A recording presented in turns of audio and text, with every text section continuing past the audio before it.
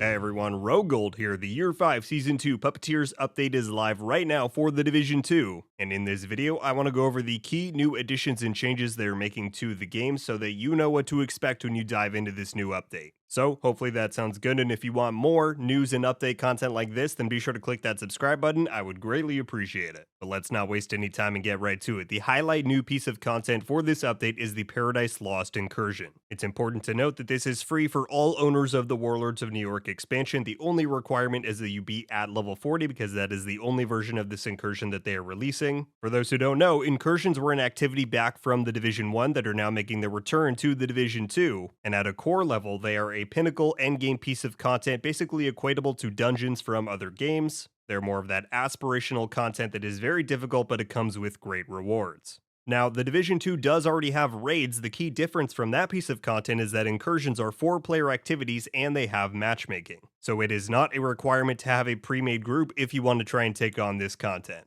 Incursions are harder than legendary missions in the game, and they are on par with those day 1 raid experiences, so you're still going to need to prepare before you head in there. Paradise Lost sees us reclaiming a powerful family's estate, the Merritt family, with ties back to the roots of the franchise. And in there, we will be fighting the cleaners who've taken over the estate, and there are going to be some pretty wild bosses that they have teased. I won't spoil any more from there. Coordination and team composition is going to be a necessity. The devs has stressed that this content is not a DPS check, but the effort will be worth it as the reward for this incursion is a powerful new exotic SMG. It has great stats and a talent that allows you to basically absorb incoming status effects and dish them back out with your next magazine. So the race to reclaim Paradise Lost has already begun. Get in there. This update also, of course, comes with Season 2 itself, an all-new manhunt and season for the game, and it combines a few new and old elements for this new experience. Firstly, following up from Year 5 Season 1, we will be continuing to rescue different targets that the Black Tusk have taken hostage in order to complete the castle settlement restoration,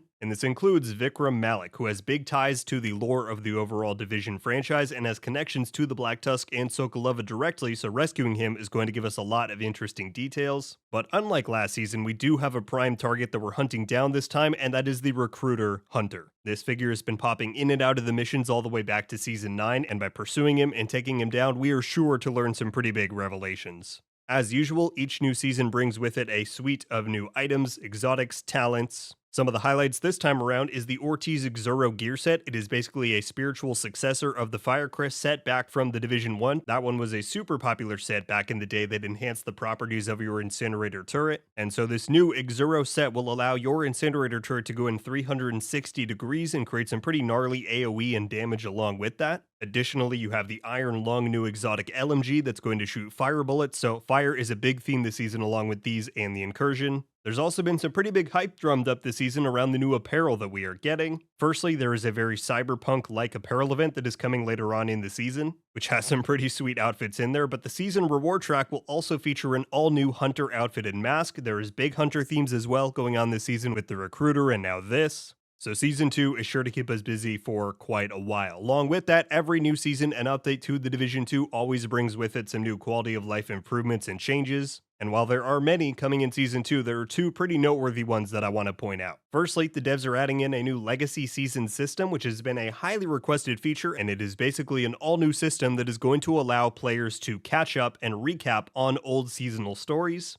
And this is important because we are essentially on Season 13 now, and previously there was no real way to go back and revisit those seasons, get the story bits that are needed to catch up on what has happened. And while the system isn't going to allow you to go back and replay the entirety of the old seasons, here's what it's going to do. You're going to have access to a text recap of the story of the general season and what happens when you go after the 4 sub-targets. And then this menu will chronologize and serve as a hub for you to be able to go back and play the past prime target missions from each season. And this will of course include all of their dialogue and any cutscenes that may have come along with them. This menu will also centralize all of the rewards that the various seasonal missions have introduced over time. And while it will not be present at the launch of Season 2, this feature will eventually allow you to collect all of the old seasonal comms that you missed out on from those sub-targets and the prime target. So I think this is a great new addition, and as I said, it's going to be something that a lot of people I think find very worthwhile as they've wanted to catch up on the story and previously had no way to do so within the game itself. Beyond that though, we also have a pretty sweet change coming to any fans of PvP or the Dark Zone, and that is that Season 2 will be adding exotic caches into the Dark Zone vendor rotation for 170 DZ resources each. Now this does a couple of great things. For one, it continues the recent trend of adding value and relevance to the Dark Zone in the endgame, which is something that for a long time it struggled with.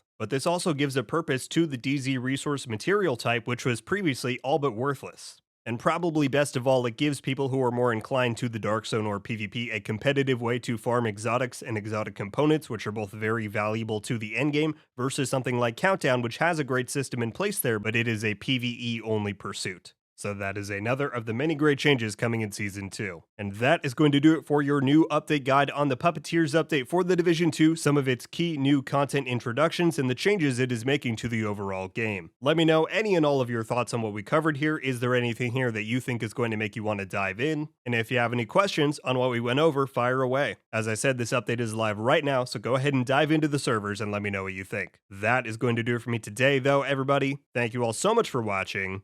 I'll see you in the next one. RogueGold. Out.